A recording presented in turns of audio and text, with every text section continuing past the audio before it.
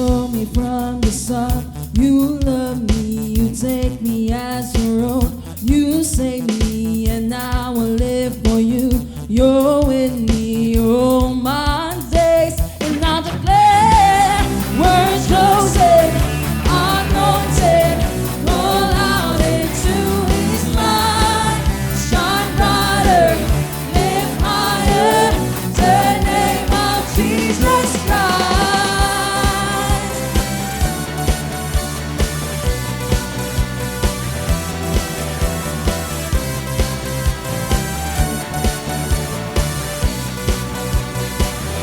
Let's say, you know me from the stars. You love me, you take me as your own.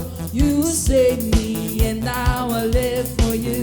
You're with me all my days. And I declare, we're chosen, anointed, call out into his light. Shine brighter, live higher, the name of Jesus Christ. Call me out of his love. You took me up, where I belong. Call me out of his love. You took me up, where I belong. Call me out of his love. You took me up, where I belong. Call me out of his love. You took me up, where I belong.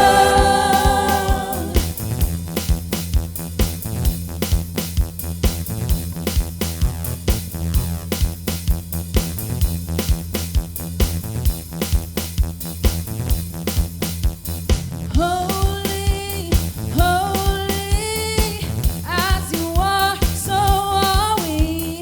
Holy, holy, set apart, we are free. Holy, holy, as you are, so are we.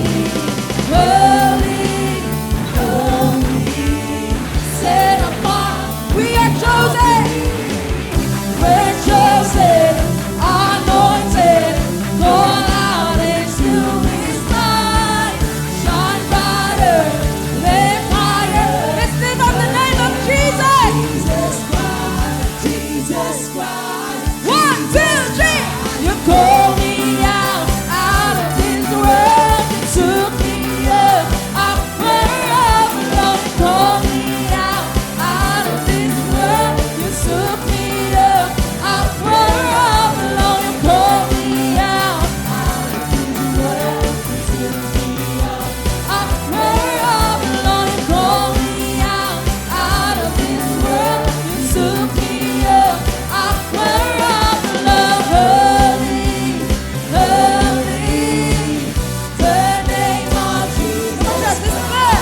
Holy, holy, the name of Jesus Christ. Holy, holy, the name of Jesus Christ. Holy, holy, the name of Jesus Christ. Hallelujah. Holy is His name, aming Panginoon. Hallelujah, church. Hallelujah. Hindi aksidente na parito ka. There's a purpose. Hallelujah. Patuloy natin papurihan ang ating Panginoon. Hallelujah, because He deserves all the praises and honor. Hallelujah. Oh, hallelujah.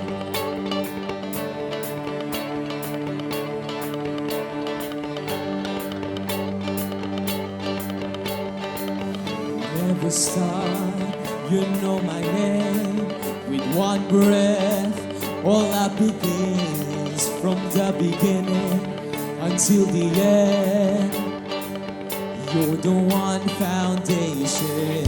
You shape me inside and out. You make me to be all about. Without you, what can I do without you? Hallelujah. So tell me who I am. Remind me of your plan. Lord, you know me more. You know it all. So tell me who I am. Remind me of your plans. I wanna know you more.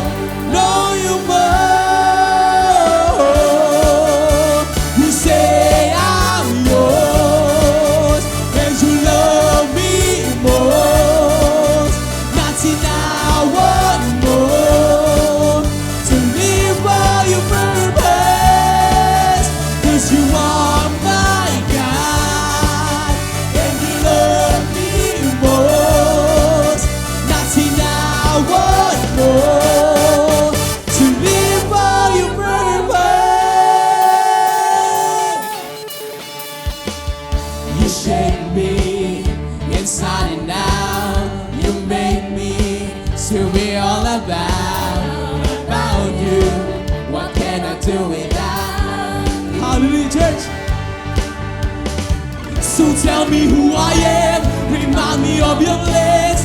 No, you know me more, you know it all. So tell me who I am, remind me of your plans. I wanna know you more, know you more.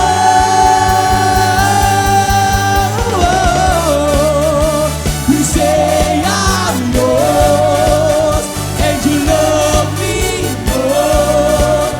Nothing I want more to live for your purpose. 'Cause you are my God, and you love me most.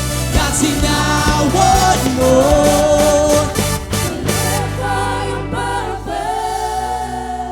Where you go, I go. What you say, I say. Let the whole world know of who you are to me. Where you go, come on, church, let's declare it. What you say, I say. Let the whole world know of who you are to me. You say I'm yours, and you love me more. Nothing I want more to live for your purpose.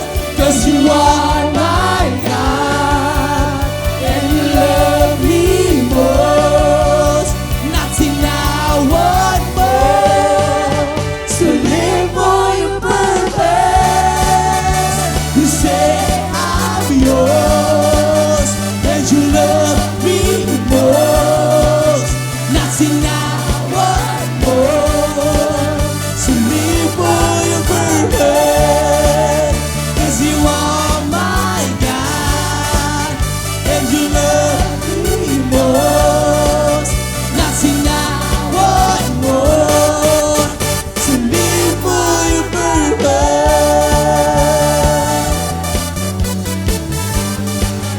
To live for your purpose.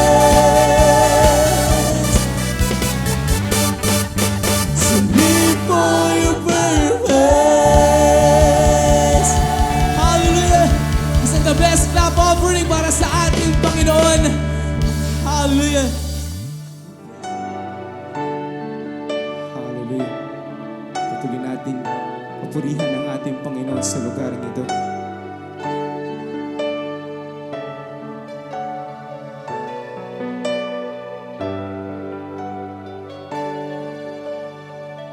Without your breath in these notes, I don't have a single song. I am lost if I don't have you. Without your word on my lips, there is nothing I can give. I am lost if I don't have you.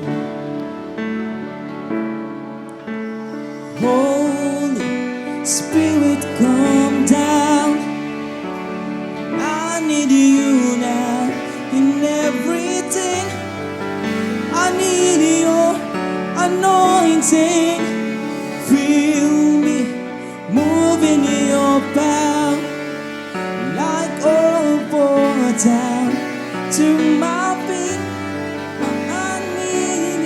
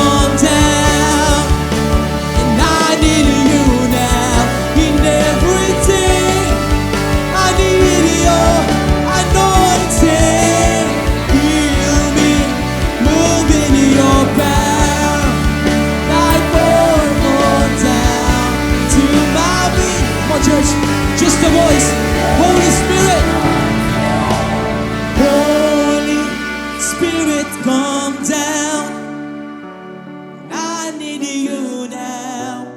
Every day, I need your anointing. Fill me. moving your power like oil poured down to my feet. I need Once again, church, let's sing. Holy Spirit, come down. I need you now to everything. I need your anointing. Fill me, move in your power, like oil poured down to my feet. I need your anointing.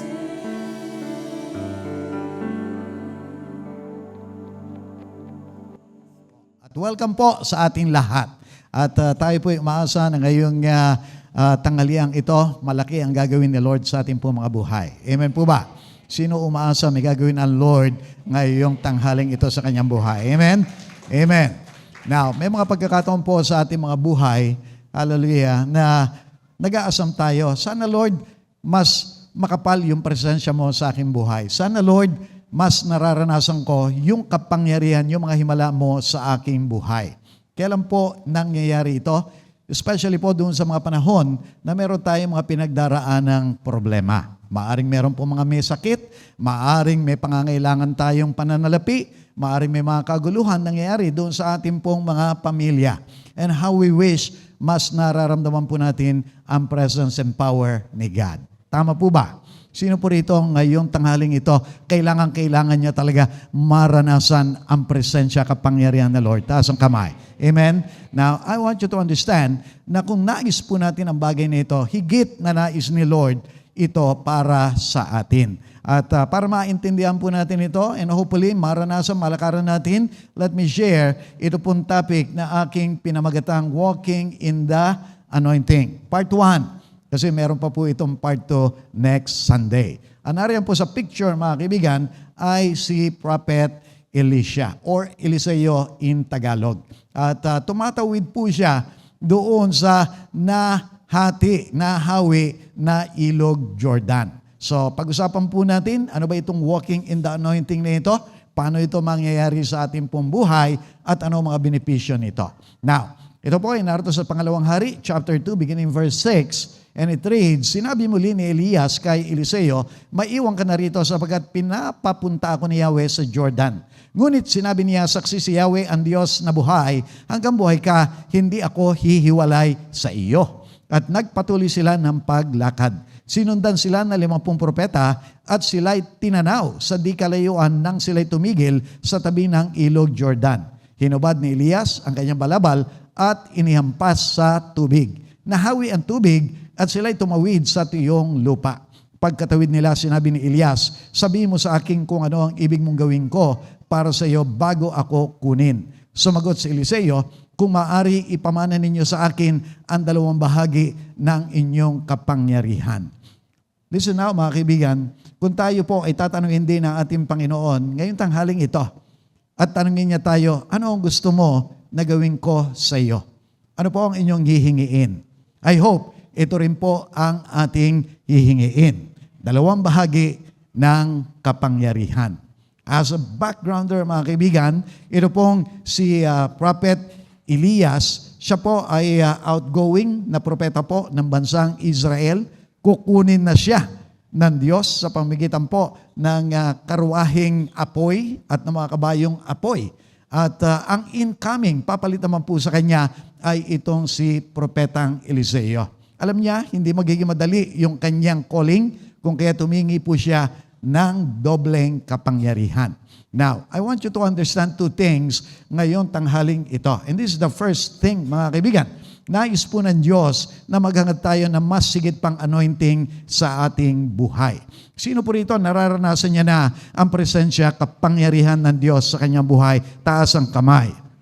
Now, I want you to understand, hindi pa po iyan lang ang nais iparanas ni Lord sa inyo. Higit pa po riyan, nais ni Lord maranasan ninyo.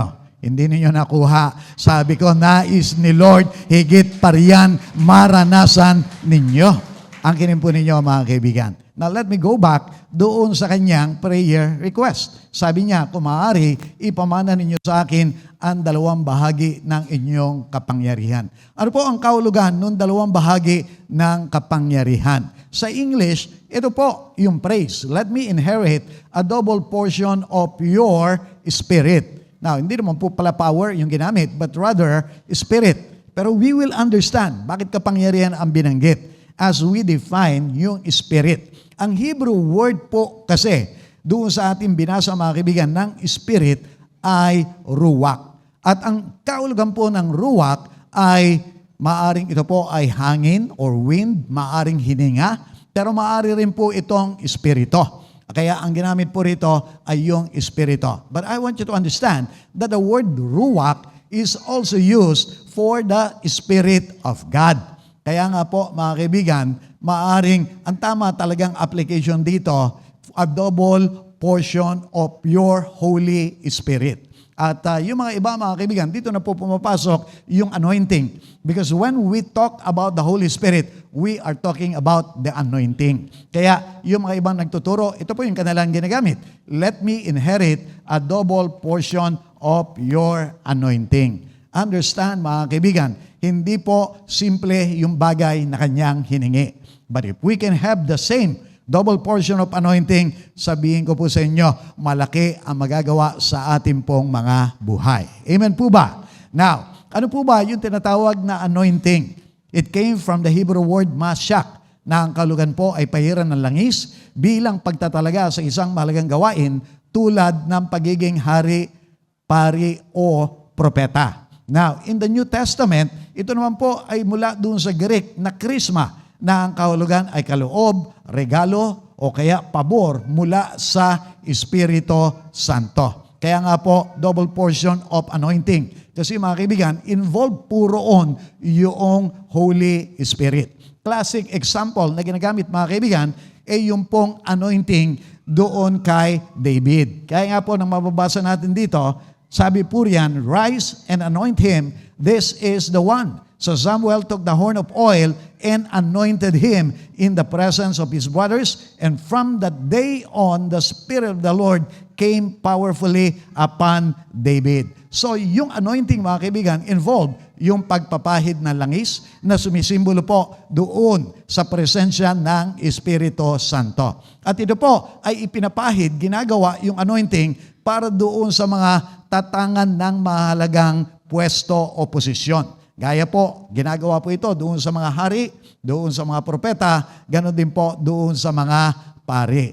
Now, I've got good news, mga kaibigan. Hallelujah. Tinawag din po tayo para sa mahalagang posisyon. Mga anak tayo ng Diyos. Mga pari tayo ng Diyos. Mga lingkod din po tayo ng Diyos. Nangangailangan din tayo ng anointing presence of power of God. Amen po ba? Kaya nga, mga kaibigan, kung pag-uusapan po natin kung ano talaga itong anointing, this is the empowering of the Holy Spirit for a specific purpose. Meron pong purpose ang Diyos. Meron po siyang ipagagawa sa atin, kaya tayo po ay kanyang pananahanan. Amen po ba, mga kaibigan?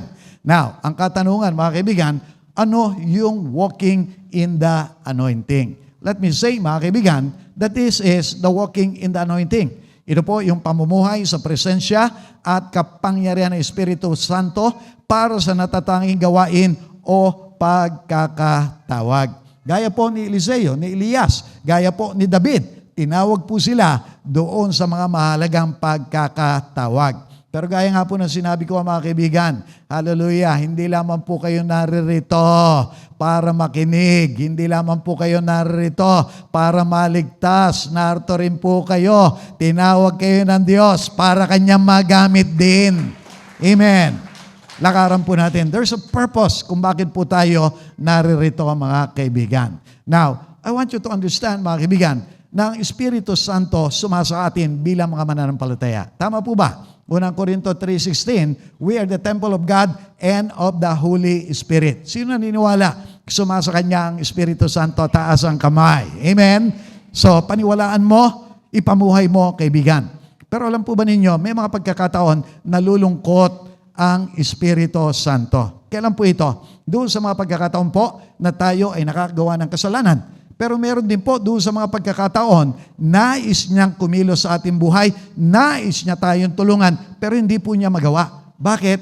Kasi hindi po tayo aware na nariyan siya. Hindi tayo humihingi nung kanyang kapangyarihan, nung kanyang tulong. Sino po mga magulang dito? Taas ang kamay. Amen. Nais po ba ninyo tulungan yung inyong mga anak? Opo naman. Kaya lang minsan, imbis na lumalapit sa atin yung ating mga anak, tumatakbo palayo. Makinig po kayo mga kaibigan. Nasa sa atin ang Espiritu Santo. Kausapin lang po natin. Humingi lamang po tayo sa Kanya. Kikilos siya sa ating mga buhay. I-empower niya tayo para sa matagumpay na buhay Kristiyano. Yun po yung mangyayari. Kaya mga kaibigan, hallelujah, hindi po tayo mga tao lamang. Pakisabi mo nga, hindi ako tao lamang. Tao akong lamang. Sumasa akin ang presensya, ang kapangyarihan ng Diyos na buhay. Amen po ba? Lakaran po natin, ipamuhay po natin. Now, understand mga kaibigan, hallelujah, humingi po ng dobleng kapangyarihan itong si Eliseo dahil mabigat po yung responsibilidad na kanyang papasanin.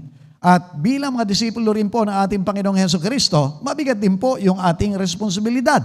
Kaya't maaari rin tayong humingi ng double portion of anointing. Alalahanin lamang din po natin yung Great Commission doon po sa Matthew 28:19 and 20. Kung babalikan po natin si Eliseo, mga kaibigan, bakit po niya hiningi yung double portion of anointing? Perhaps nakita niya kung paano po pinersecute, kung paano inusig yung kanyang boss na si Elias. At maaari sinasabi niya, kailangan ko higit pa doon sa kapangyarihan na dumaloy sa kanyang buhay. Maaari nakita niya, ang dami pong pangangailangan noong mga Israelita. Nais niyang tumulong, mga kaibigan. Listen now, mga kaibigan. Ang dami rin po mga pangangailangan nowadays. Kailangan po tayo mga Kristiyano, nilalakaran natin yung ating double portion of anointing. Amen po ba, mga kaibigan? Hindi po madali ang mag-akay, hindi po madali ang mag-evangelize, hindi po madali ang magturo doon sa mga tao para maging disipulo ng ating Panginoong Hesukristo. But listen now, kung walking in the anointing tayo, in the presence, in the power of the Holy Spirit, I'm telling you, yung imposible, magiging posible, makakaabot tayo, magagamit tayo ng ating Panginoon. So lakaran po natin itong walking in the anointing. Now, I want you to understand mga kaibigan, kahit naman po hindi tayo naglilingkod for now. Mga kaibigan, kailangan pa rin po natin yung double portion of anointing. Bakit? Kasi may kaaway tayo kumikilos para pahirapan po tayo, para hadlangan yung matagumpay po nating pamumuhay. Tama po ba mga kaibigan? Naglalagay siya ng mga sakit, naglalagay siya ng mga kaguluhan, naglalagay siya ng mga hadlang para tanggapin po natin yung pagpapala ni Lord. Bilang magulang, nakikita na po natin hindi ito madali. Bilang isang manggagawa, isang empleyado, hindi po ito madali. Bilang isang estudyante, alam po natin hindi madali yung mamuhay Christian. Marami pong mga kasalanan sa ating kapaligiran. It becomes such a great challenge para mamuhay po tayo sa kabanalan. Pero makinig po kayo, if we are walking in the anointing, in the presence, in the power of God, makakapanagumpay po tayo sa mga tukso, sa mga lalang, sa mga gawa ng demonyo sa ating buhay.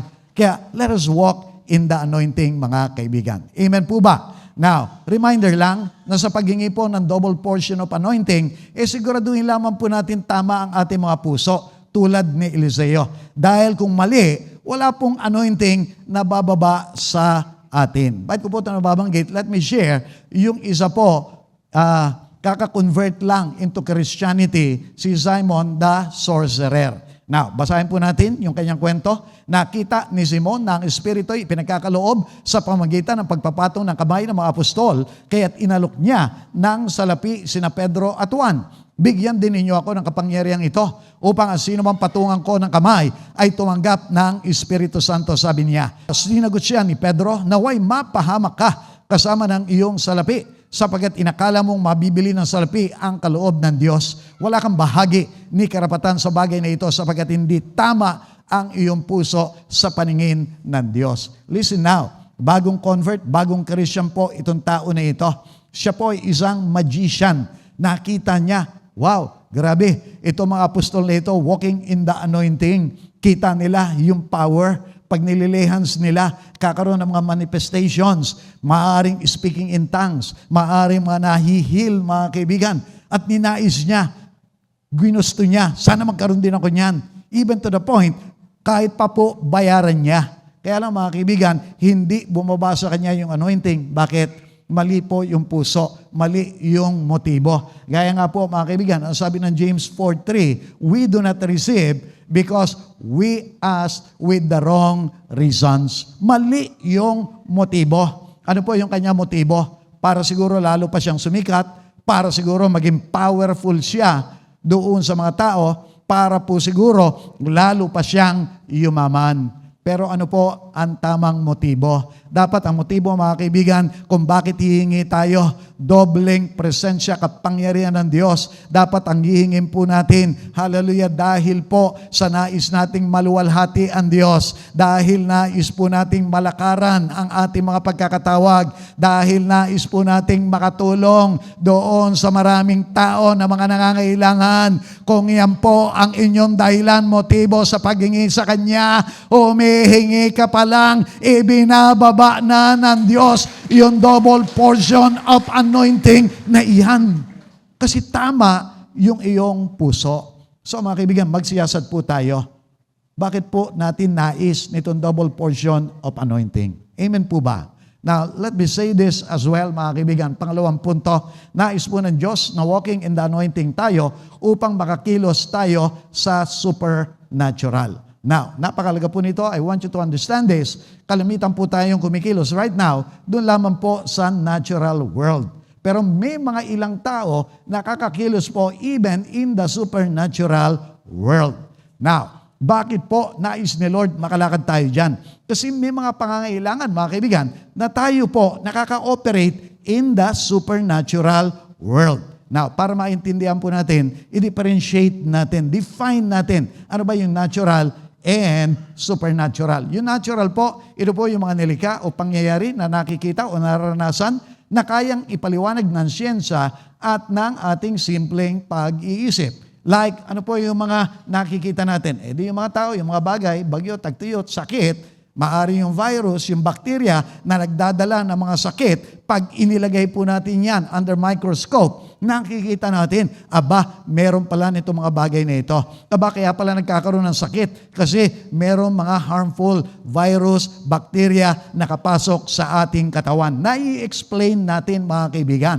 Pero mga kaibigan, minsan, hindi natin ma-explain. Walang makita.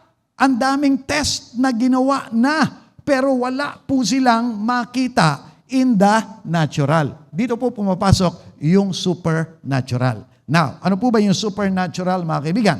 Ito po yung mga nilikha, bagay, at mga pangyayari hindi nakikita o maipaliwanag ng simpleng tao, ngunit totoo. Like, ano po yung mga hindi natin nakikita, pero paniniwalaan natin totoo? Merong Diyos, merong mga espiritu, merong mga anghel, merong mga demonyo. Naniniwala po tayo may langit, pero meron ding mga impyerno. Naniniwala po tayo merong mga himala. Sino po naniniwala? Totoo, yung mga bagay na hindi natin nakikita, taas ang kamay. Lalong-lalo na yung himala, maranasan nawa natin ngayong tanghaling ito sa ating po mga buhay. Para na sa atin ng ating Panginoon. Now, bakit po ba nais ni Lord na nakakilos din tayo even in the supernatural? Alam po ninyo kasi, merong pangangailangan. Have you not noticed, mga kaibigan, meron po mga espiritista, merong mga albularyo, lalo na po doon sa mga malalayong lugarin. Bakit? Kasi mga kaibigan, wala po mga doktor, wala mga ospital, wala mga drugstores kung saan maaari makapag-operate yung natural. So, kanino po sila aasa mga kaibigan? Doon sa mga nag-ooperate in the supernatural. Gaya po nito mga albularyo. Pero mga kaibigan, hindi ko po sinasabi, punta kayo ng albularyo. Marami na pong lumapit na ipag-pray namin. Pumunta po doon sa mga albularyo, temporarily gumaling, pero afterwards, bumabalik yung mga sakit na dagdagan pa. Bakit po mga kaibigan? Operating po sila in the supernatural, pero iba po yung source ng power nila, hindi mula kay Lord, galing sa kaaway mga kaibigan. Kaya hindi po talaga lasting yung kanilang mga katugunan. Listen now mga kaibigan, pag kayo po nagpunta ron, maaaring hindi po kayo demonized, pero lalabas po kayo ron, demonized na kayo. Listen, pero ito po ang kalungkutan ko mga kaibigan, parang sampal sa atin ang mga Kristiyano. How is it na ang pinupuntahan po ng mga tao yung mga albularyo, yung mga espiritista? Bakit hindi sa atin po ng mga Christians? Bakit hindi sa atin ang mga manggagawa ng church? Bakit hindi sa atin po ng mga kapasturan? Kasi po, ang nakakalungkot, hindi nila makita yung mga supernatural manifestations sa church. Hindi makita yung signs, wonders, and miracles. Pero makinig po kayo mga kaibigan. Hallelujah. Whether nakikita o hindi nakikita, totoo iyan. Pero dito sa ating iglesia, pinaniniwalaan natin. Kaya meron nangyayari as we pray over sa mga tao mga kaibigan. Lakaran po natin. Paniwalaan natin. Amen po ba mga kaibigan? Hallelujah. Alam po ninyo, natuwa po ako last Sunday, if I may, hallelujah, meron pong nagpa-pray over sa akin na mag-asawa, pinapray yung kanilang anak, pero at the same time, kinuwento po nila yung kanilang testimony. Sabi niya, Pastor, bago po kasi kami nanambahan last Sunday, okay, may sakit po yung babae. Ano po yung sakit ng babae? Nawala yung kanyang tinig, hindi po siya makapagsalita, at sobrang sakit nung kanyang tiyan. At ang gusto ng mga kapamilya, dalhin na po siya doon sa hospital. Pero ang sabi po niya, wag doon sa hospital, pag-pray lang. Ang sabi niya, husband, ipatong mo yung ating Biblia sa aking ulo, mag-pray tayo. At sabihin ko po sa iyo, instantly lumaya, gumaling si sister, mga kaibigan. Nag-operate po kasi siya in the anointing, in the supernatural. Amen po ba mga kaibigan? Kaya napakalaga mga kaibigan, nakaka-operate tayo in the supernatural. Bakit po mga kaibigan? I want you to understand, gaya nga rin po nitong si Elias, okay, at saka nitong si Eliseo. Sabi ni Elias, mabigat ang hinihingi mo, gayon man, kapag nakita mo kung kinuha, mangyayari ang kahilingan mo. Kapag hindi mo, makakamit ang hinihingi mo. Patuloy sila nag-uusap habang naglalakad.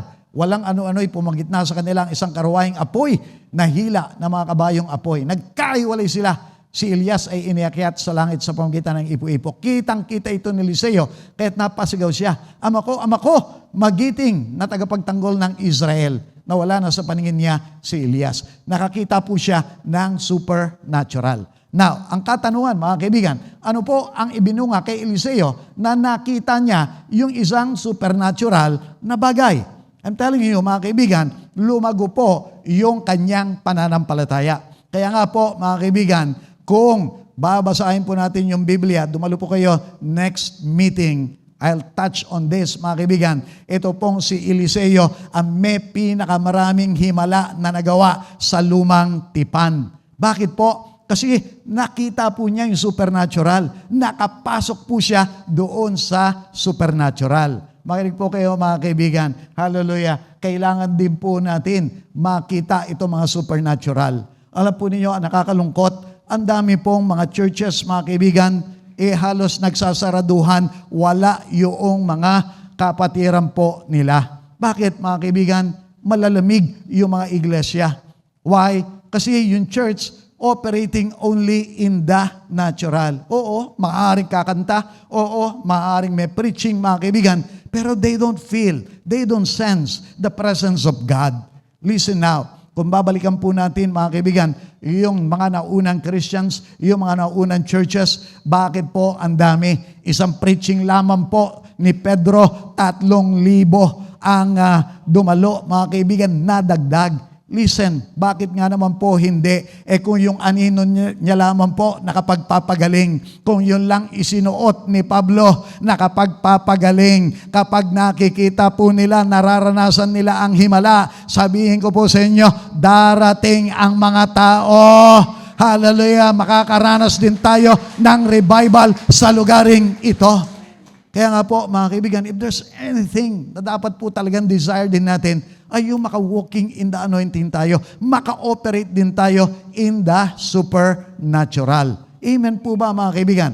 Because I'm telling you, lalago yung ating mga pananampalataya.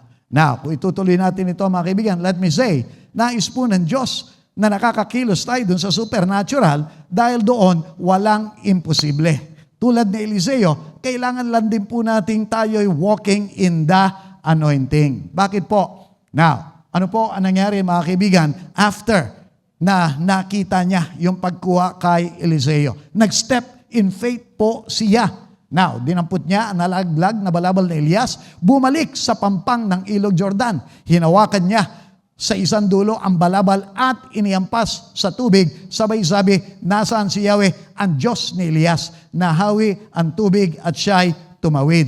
Listen now, mga kaibigan, posible po ba na yung simpleng balabal na iahampas doon po sa river, mga kaibigan, doon sa ilog, mahahati yung pong river?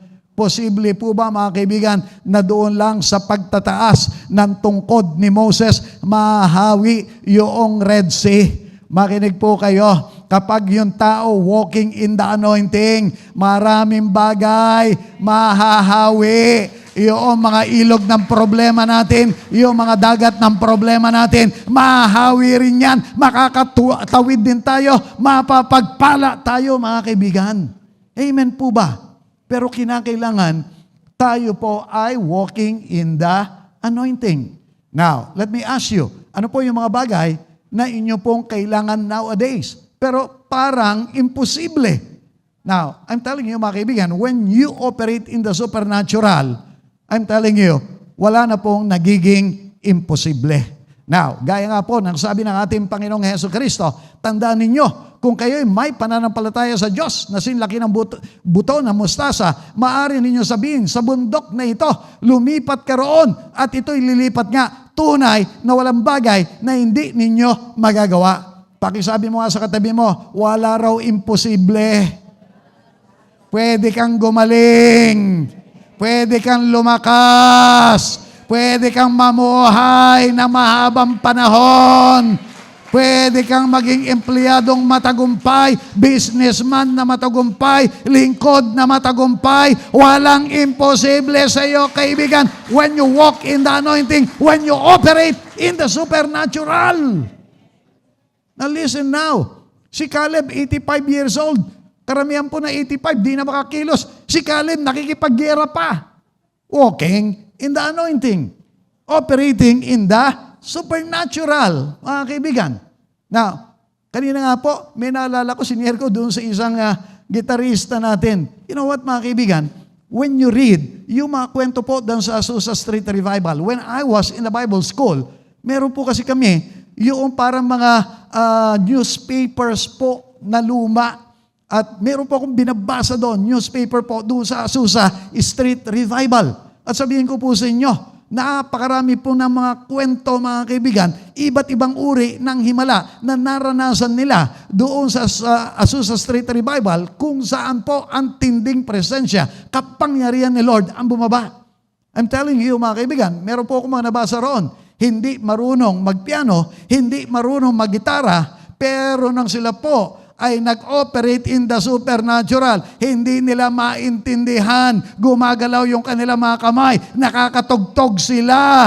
O sabihin ko po sa inyo, walang imposible when you operate in the supernatural. Listen, kaya yung mga bukol-bukol niya, mga kaibigan, magugulat ka na lang. Natutunaw po iyan kapag operating ka in the supernatural. Amen po ba? Now listen, maaari sinasabi mo, wala kang puhunan, kulang ka sa experience, paano magtatagumpay yung negosyo ko? But I'm telling you, when you are walking in the anointing, sinamahan ka ng presence and power ni Lord, aangat yung negosyo na yan, magtatagumpay ka doon sa trabaho mong iyan, kaibigan. So walk in the anointing, operate in the supernatural. Now listen now, nais po ng Diyos na nakakakilos tayo sa supernatural. Dahil doon po, malaya tayo makakatanggap na mga kapahayagan mula sa Diyos tulad ng naranasan ni Eliseo. Sino po rito gusto niya nakakapakinig sa Diyos? Meron siyang direct revelation. Lord, anong gusto mong gawin ko? Lord, tama po ba ito?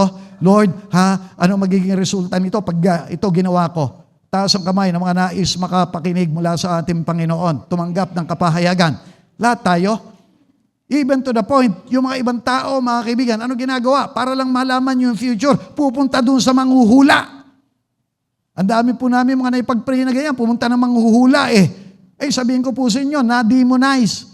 Oo, makakapanghula. Naalala niyo isang kabataan, sunod ng sunod doon sa kanila, Pablo. Paano po pala nakakapanghula? May masamang espiritu, pinaalis nila Pablo. At nung umalis, wala na po, di na makapanghula, mga kaibigan. So listen mga kaibigan, yung iba naman pumupunta doon sa mga patay. Kinakausap yung patay. Uy, gabayan mo naman ako, samahan mo naman ako. Sabihin ko sa'yo, demonyo, masamang espiritu pa ang sasama sa iyo. Mga deceiving spirits. Huwag kang tatawag sa mga patay. Tumawag ka sa Diyos na buhay, nangungusap, nakikipag-usap, nagbababa ng kapahayagan. Gaya ni Eliseo na walking in the anointing. Tingnan po ninyo, meron 3 hari, kailangan nila ng kapahayagan. Dadaigin ba nila ang Moabita o sila ang madadaig ng Moabita? Kaya lumapit sila kay Eliseo. Ano sabi ni Eliseo? Dala ninyo ako ng isang manunugtog. Ganun nga ang ginawa nila. At nang tumugtog na ito si Eliseo, nilukuban ng kapangyarihan ni Yahweh. At sinasabi ni Yahweh na pababahain niya ang tuyong batis na ito. Hindi uulan, ngunit mapupuno ng tubig ang batis na ito para may mainom kayo at ang inyong mga hayop. Hindi lamang iyan ang gagawin niya sa inyo. Ibibigay niya sa inyong mga kamay ang mga Moabita. Listen, bakit po pababahain yung batis? Bilang pakita patotoo ng Diyos na pinapaboran sila, na magtatagumpay po sila doon sa laban. Yung bagay na imposible, gagawin ng Diyos. But listen now, sino ang tumugon? Sino ang kumausap kay Eliseo? Ang Diyos po. Guess what, mga kaibigan? Yung Diyos na nagbaba ng kapayagan sa Kanya, nakatira rin sa atin, naririto rin sa atin. Kung kakausapin lang natin, kung magpe-pray lang din tayo, hihingi tayo, mga kaibigan, mangungusap po siya. Amen?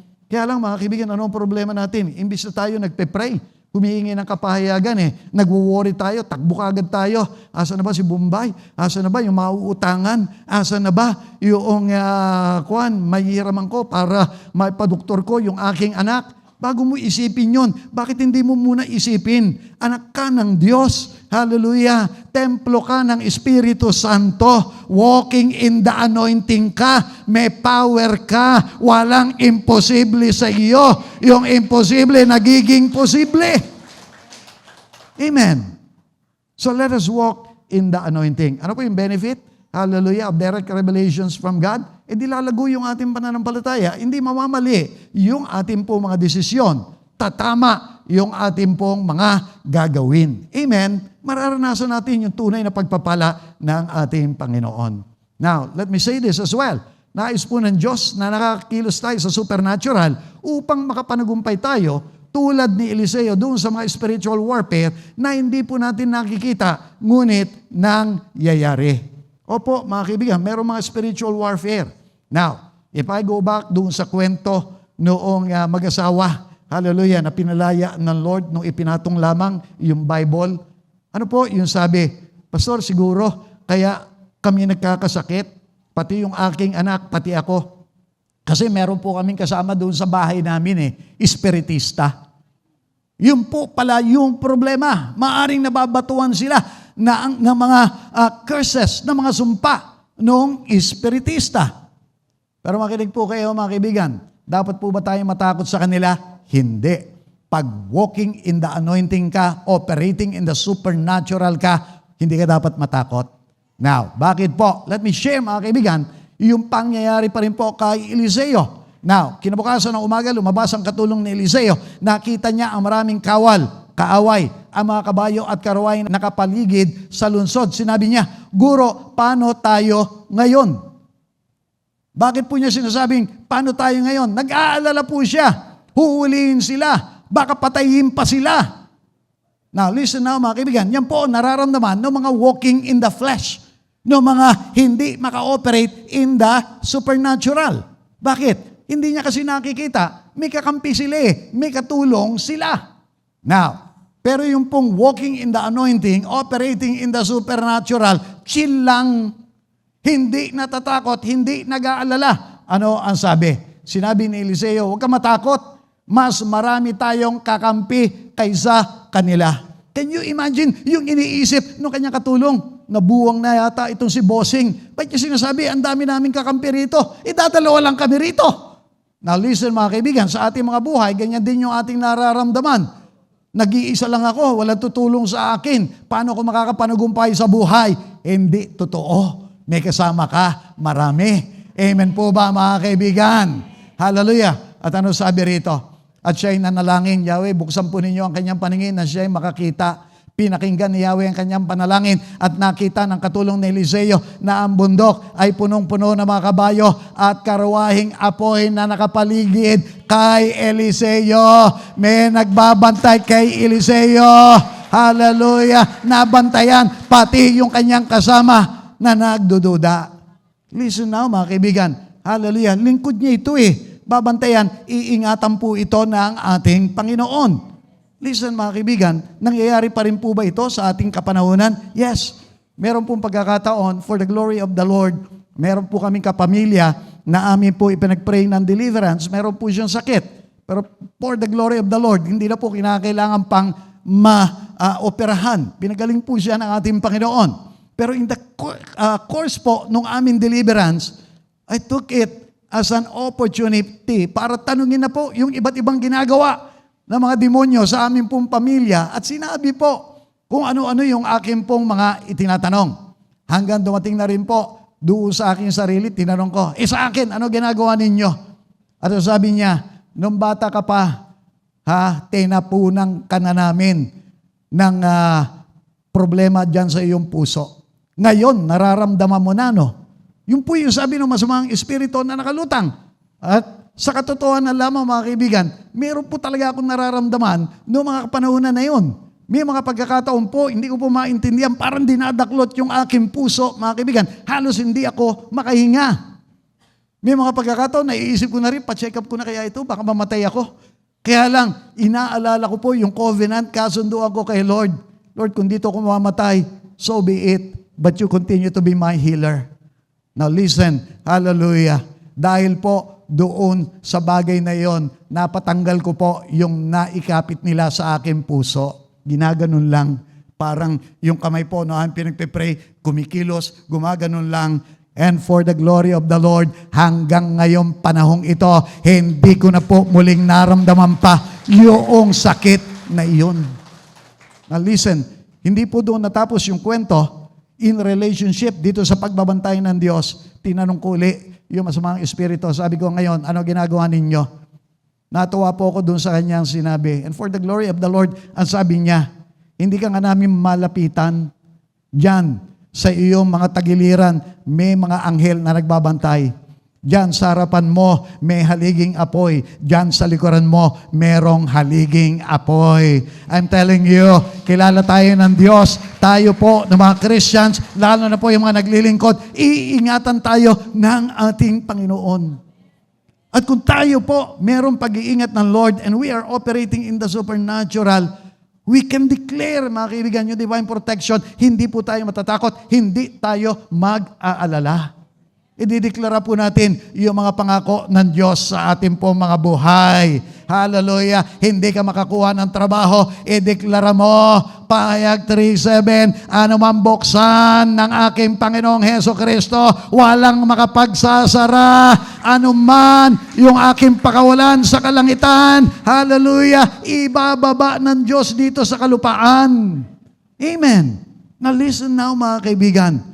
Let us walk in the anointing. Let us operate in the supernatural. Hingin po natin. Hallelujah mga kaibigan. At bilang pagtatapos, let me say this, marami pong benepisyo kung tayo'y makakakilos sa supernatural. Yung ating po mga physical, financial, educational, experiential limitations ay hindi po makakahadlang. Ano po ibig sabihin? Minsan, iniisip natin, hindi na ako siguro talaga gagaling. Stage 4 cancer na ito eh. Tinaningan na ako, 2-3 buwan na lang. Makinig po kayo. When you're operating in the supernatural, meron nga po si Lazaro, 4 na araw nang nakalibing, pero nang tawagin ng ating Panginoong Heso Kristo, operating in the supernatural, Lazaro, labas, lumabas! Wala pong imposible when we are operating in the supernatural due to our walking in the anointing. Amen po ba? Now, listen mga kaibigan, let me say this, tanging pananampalataya po sa ating Panginoong Hesus at kapangyarihan ng Espiritu Santo lamang po ang ating kakailanganin. Kaya nga mga kaibigan, I say tulad po ni Eliseo, asamin po natin, hingin din at subukan na ang walking in the anointing. Listen, marami po mga tao, even as Christians, ano yung ating sinasalita? Tao lamang ako. We're giving excuses for the devil to oppress us. Pero makinig po kayo, hindi po kayo tao lamang. Taong lamang po tayo. Dahil sumasa atin ang presensya, ang kapangyarihan ng Diyos ng Espiritu Santo. Lakaran po natin. I hope meron po tayong natutunan sa tanghaling ito. Amen po ba?